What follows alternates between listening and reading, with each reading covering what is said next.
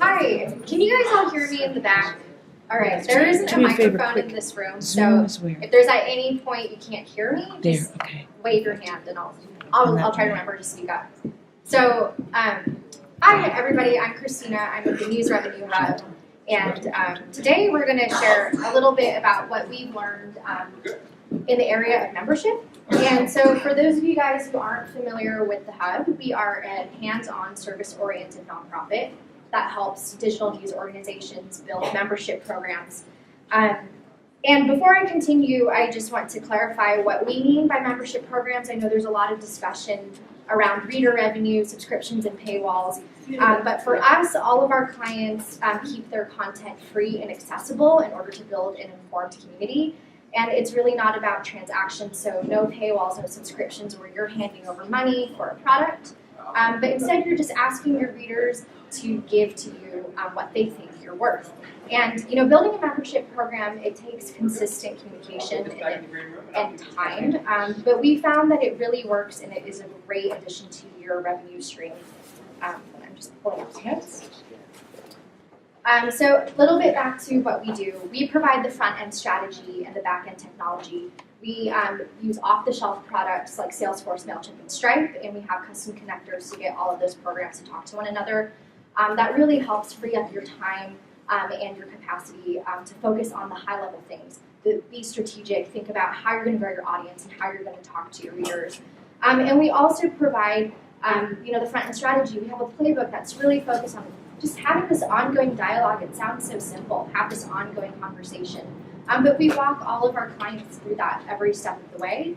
And we're also like your cheerleader, your personal trainer. We embed ourselves in your newsroom. We help you write campaign pitches, copy. We'll help you do graphic design. And we also provide you with analytics to help you understand where are you going to put your limited time and effort. So the area about data tracking and key performance indicators, this is what I'm going to be talking about today.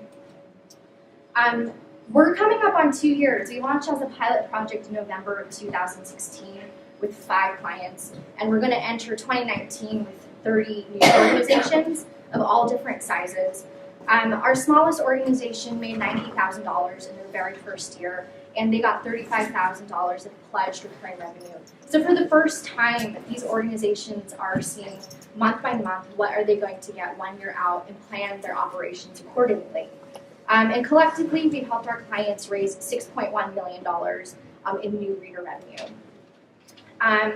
So yeah, like I said, we've launched 28 clients. We're going to go into 2019 with 31 clients. And it's been really exciting. And I really love the portion about predictable revenue, 1.6 million pledged by monthly donors. And again, that is a lot of power into what you're going to do the next year, and you're able to plan your budget and your operations accordingly. And these are, just some of the clients that we have. You'll see we work from, a lot of line members, for-profit, startups, legacy organizations, nonprofit digital news. That's the world that our founding team came out of. A lot of INN members, you guys might know me from Newsmatch. So all across the board, membership works for our organizations and for our clients. So since we launched all of these dozens of news organizations, we have been sitting on this amazing raw data set. And this year we decided to work with a data scientist to kind of dig into the numbers a little bit, see what really moves the needle, what are the benchmarks for the industry, and again, how can you prioritize your limited time and bandwidth to do something that's going to show results. And especially for us, it's data-driven strategies. If our decisions are not rooted in data, they're rooted in our biases. You can't just wake up every single day and try to throw something to see if it works at the wall, whatever sticks. So every single recommendation that we make, we want to continue to test it and prove that it's effective, that it will continue to stay effective, and we're constantly evolving our services based on what we know. Let's see.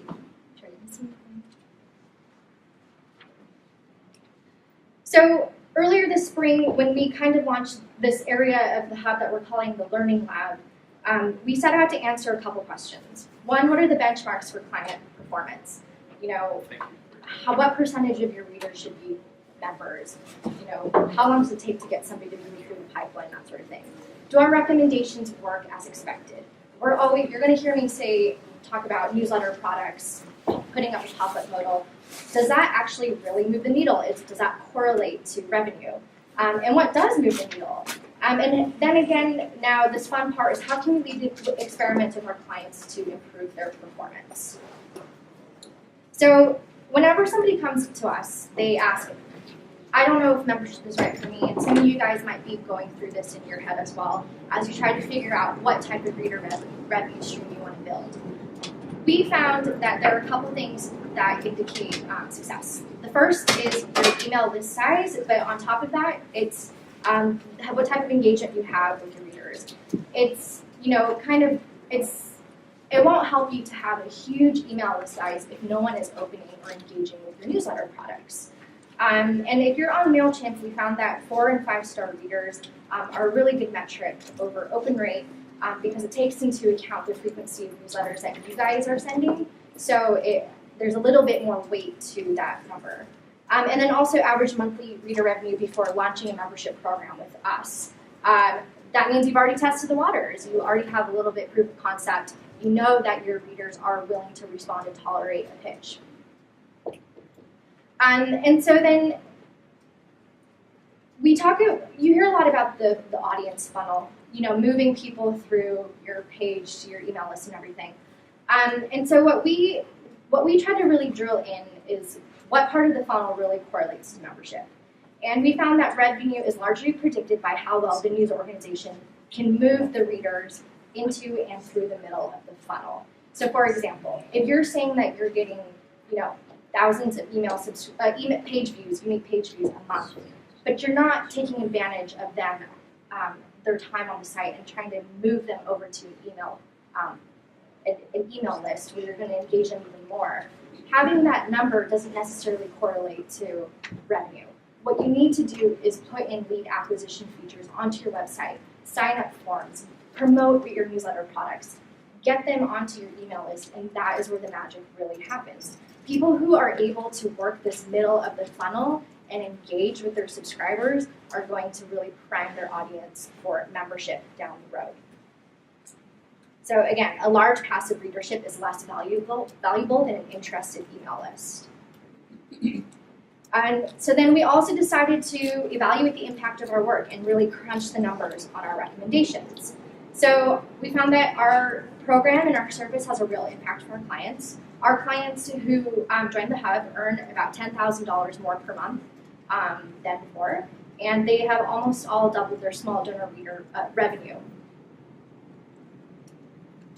Our recommendations is we talk about having an email subscription modal, that also known as like a light box or a pop-up, and I'll show some examples down the road. But we were able to find a direct association between that modal and revenue. Organizations who have that lead acquisition feature baked into their website and have it turned on, they earn $4,500 more per month than those who do not.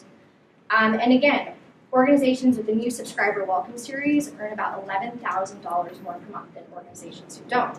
And what I mean by a welcome series, and if you have done any of the Newsmatch webinars, you've heard me talk about this over and over again, it's really priming your audience. And I have a couple slides that break that down. But this is the part of the middle of the funnel where they're already on your list, they're already engaged. So how are you going to take them to the next level? Help them understand what it takes to run your business, what it takes, you know, what is the role of a reader or a donor or member, and what it means for the future of your organization, or how you use that money for certain things, whether it's records requests or even just keeping the lights on.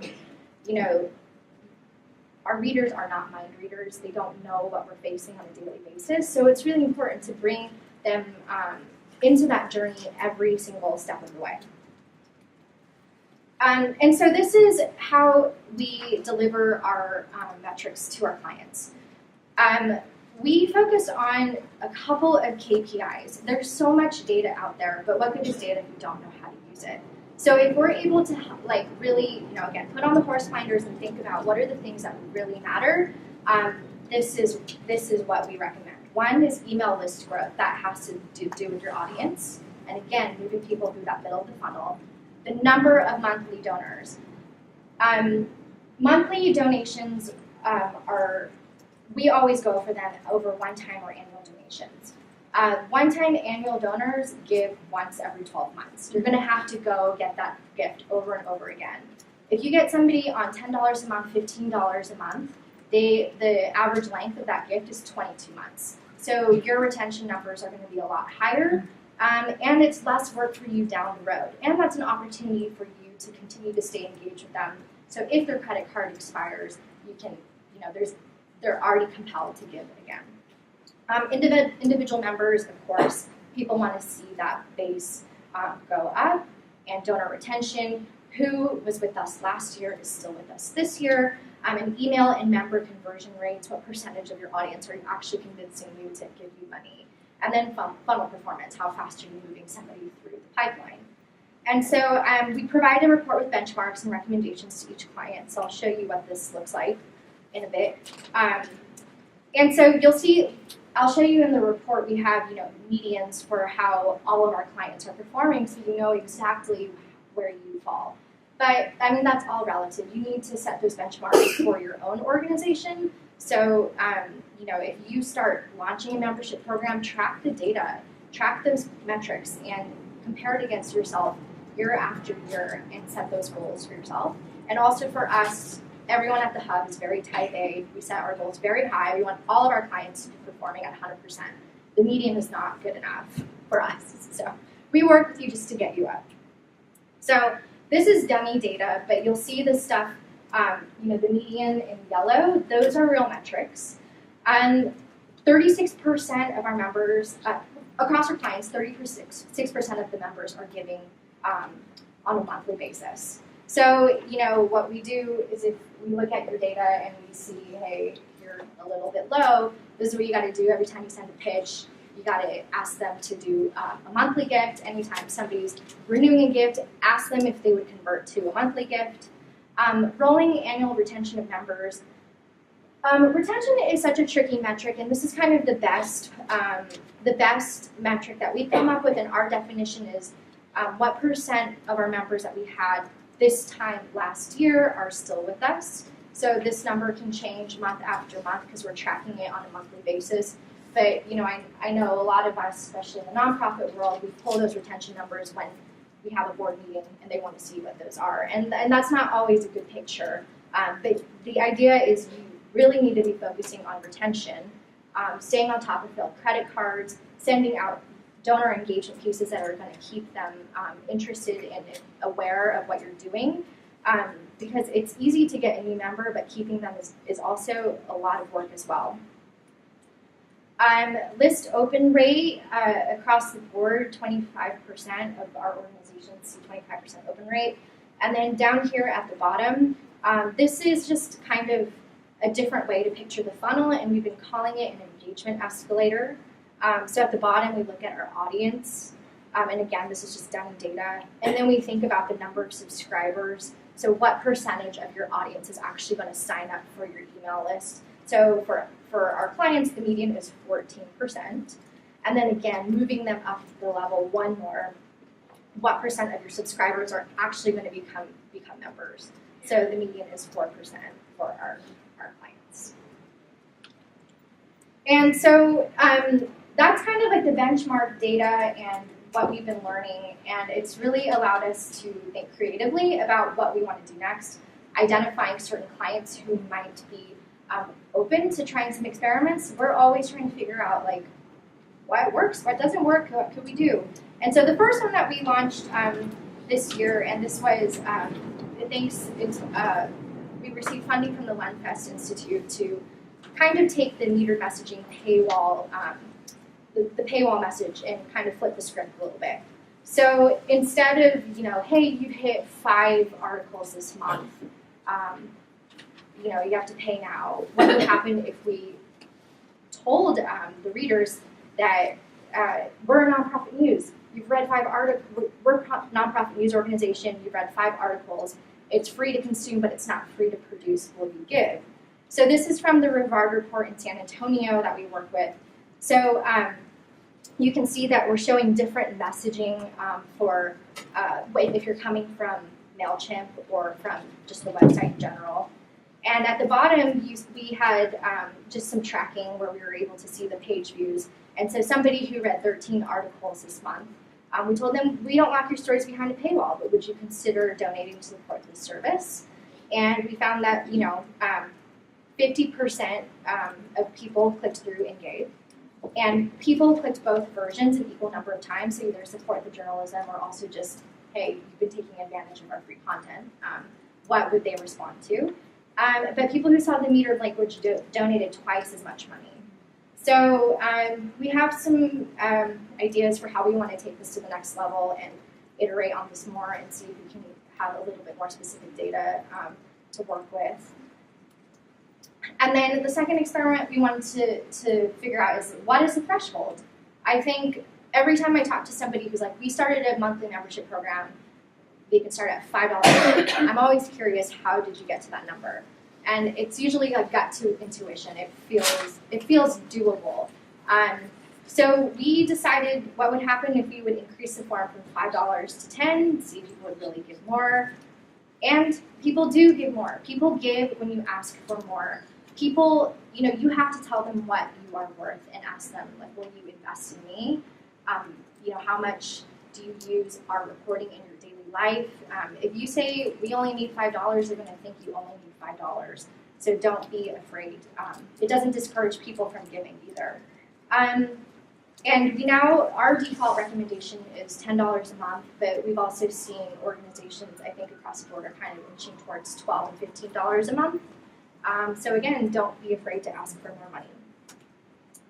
So just some of the best practices, and I hope these are takeaways that organizations of all different sizes can use, is just, if you're going to be asking for money, solicit all year, not just end of year. Talk to your readers all of the time.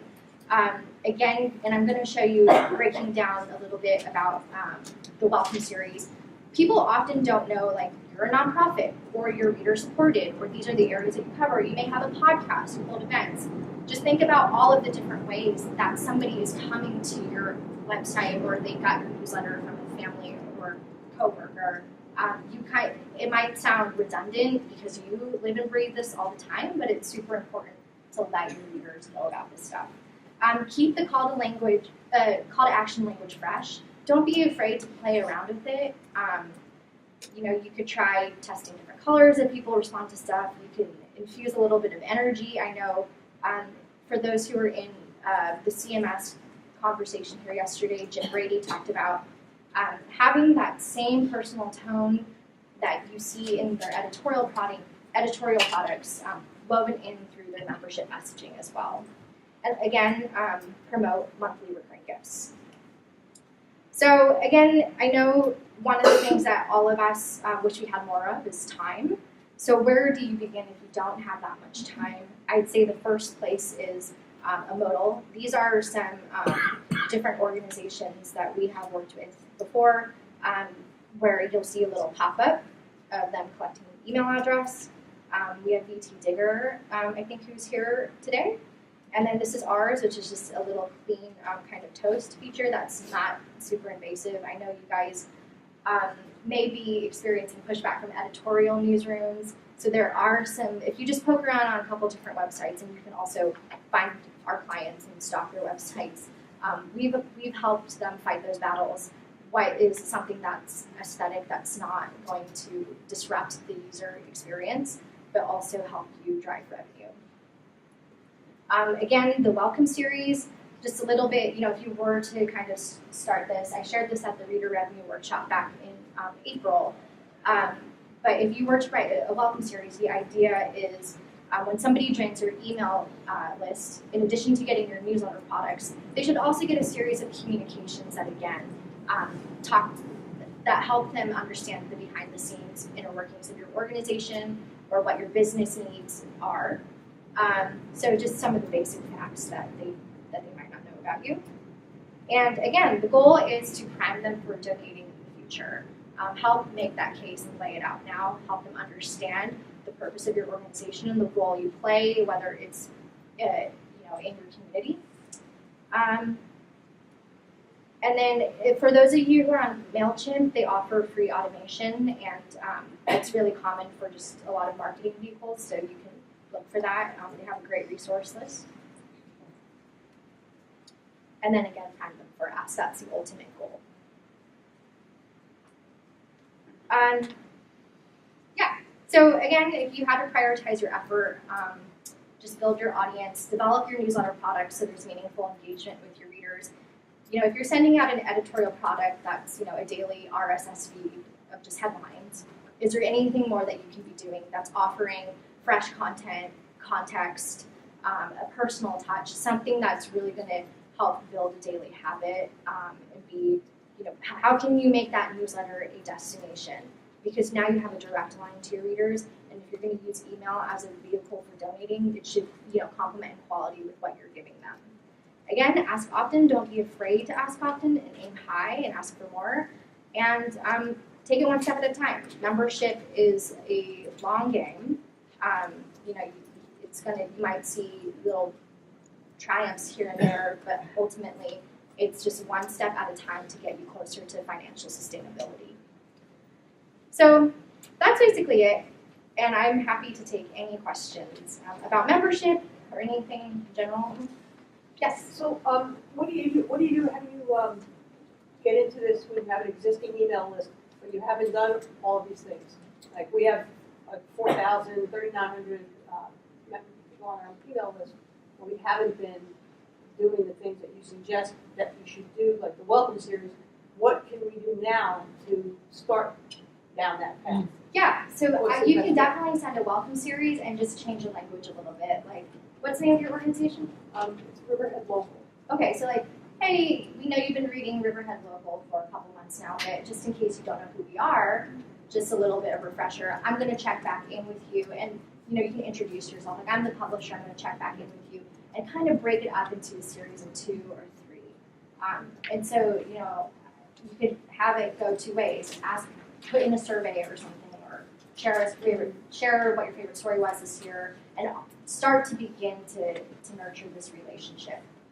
What's a good proportion of 4- and 5-star subscribers to the total? Like what would?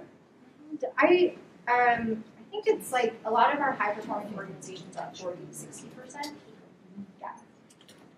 Yeah. Yes. Did you say you work with some for-profit clients? Yeah. And how does that change your pitch?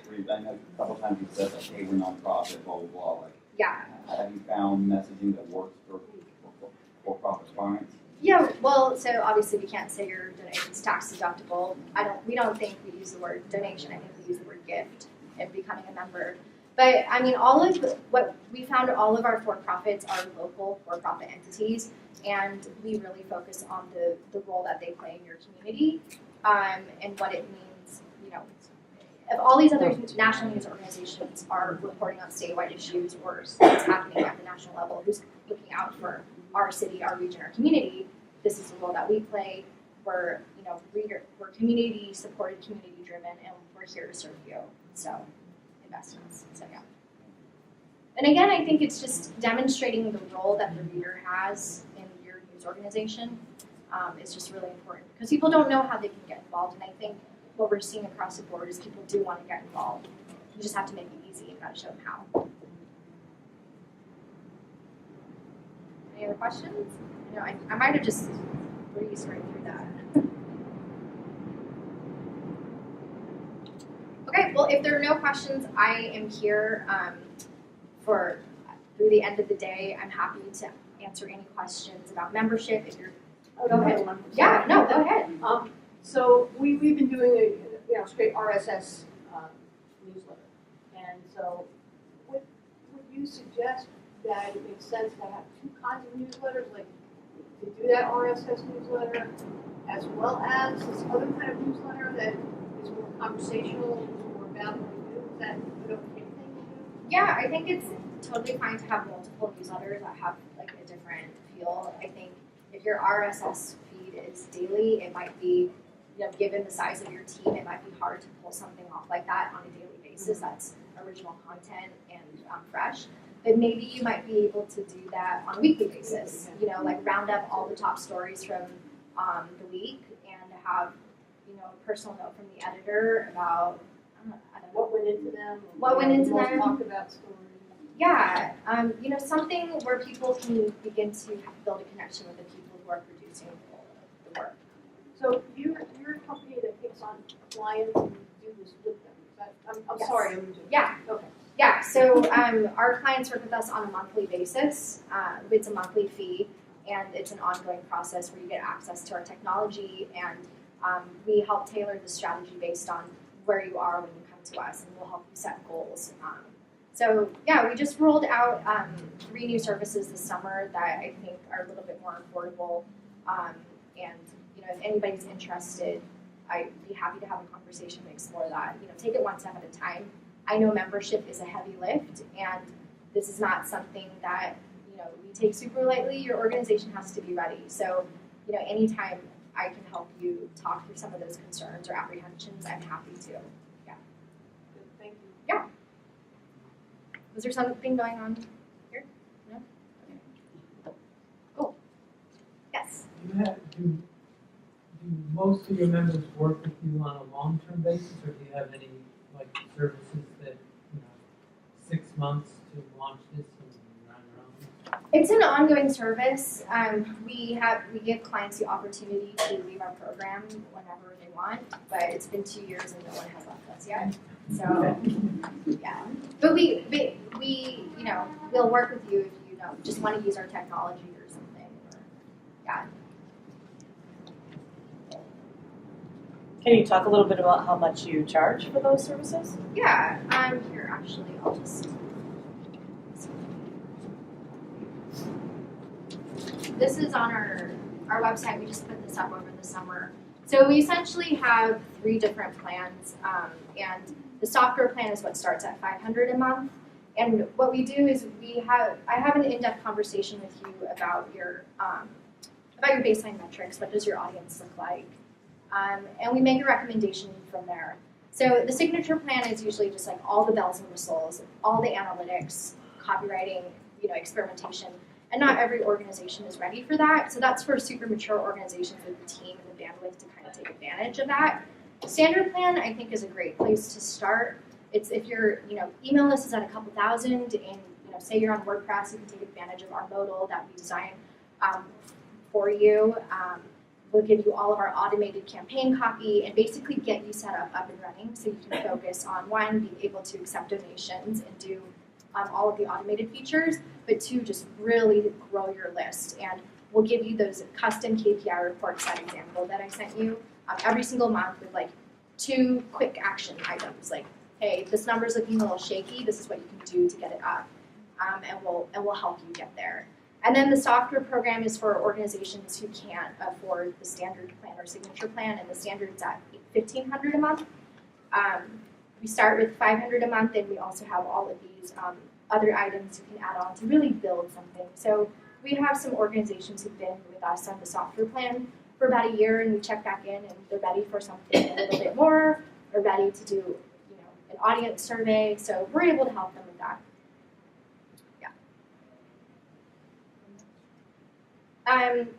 Yeah, so the software plan starts at $500, standard's at $1,500 a month, and then the signature plan is at $2,500 a month, and then the a la carte items have different price points. But, you know, we make a recommendation based on what we think you'll be able to take advantage of, and also, you know, like I said, it's a big investment of time and resources, so we want to make sure that you're ready to take something on like this. Yeah. So your tech stack, Yes. do you have to use Mailchimp, Stripe? Yes. Okay, so for example, we have, or in our state, there's an email client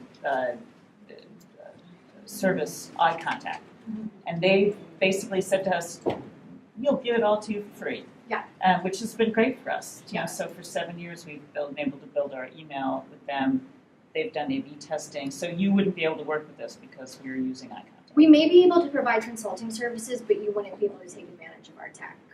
Yeah, I'm actually curious. So we came out of the nonprofit news space, and Salesforce is free to nonprofits. For some of the for-profits, what are the more common CRMs are you guys using? I'm using HubSpot. HubSpot? You said it? HiveTribe? Mag. Okay.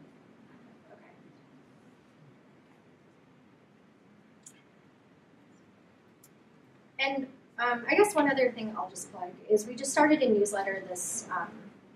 We just started our newsletter this summer in August, and we're sharing everything that sharing everything that we learn, and we're trying to share what we can with the with the industry.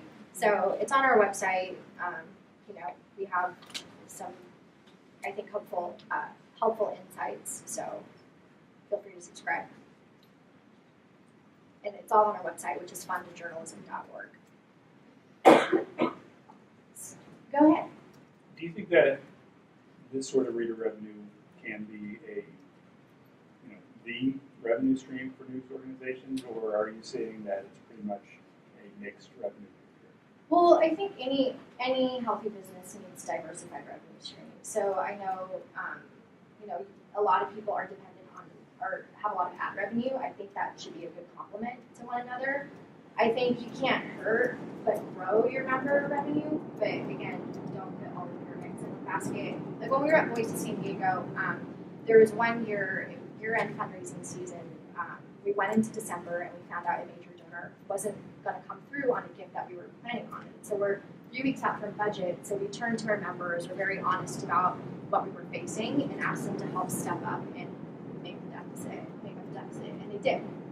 So to be able to pivot like that, I think membership will give you that power to do so, but I don't think, I think it will increasingly become a larger part of people's budgets, but may not be the whole thing. I mean, it's important to diversify. But I think especially for local organizations, your market cap is really based on the geographic footprint of the area that you're covering. So, you may have an audience cap, but when it comes to membership, and if you're not putting a limit on what somebody can give you, that individual cap is unknown. You don't know what somebody has. You might have a major donor out there who might be willing to invest $10,000, $5,000 a year. So don't put limits on that.